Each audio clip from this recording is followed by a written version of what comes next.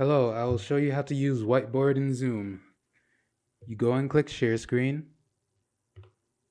Then you'll see the option Whiteboard. You'll be given a blank window with selection of tools to use from Draw, Stamp,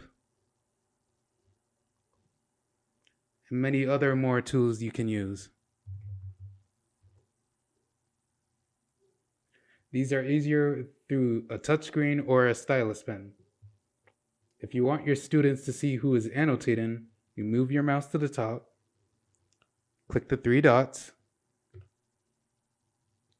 show names of annotators to show who is drawn on the board. If you don't want anyone annotating on the whiteboard other than you, go back to the More, click Disable Annotations for Others, so no one but you can annotate or draw on the whiteboard. If you want your students to participate, go back to the menu, click More, and press Enable Annotations for Others. To save your annotations, you go to the Tool menu and click Save.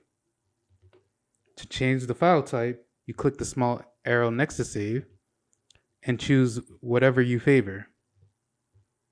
These files will be found in your Documents folder and your Zoom folder. Congratulations, you have learned how to use Zoom and Whiteboard.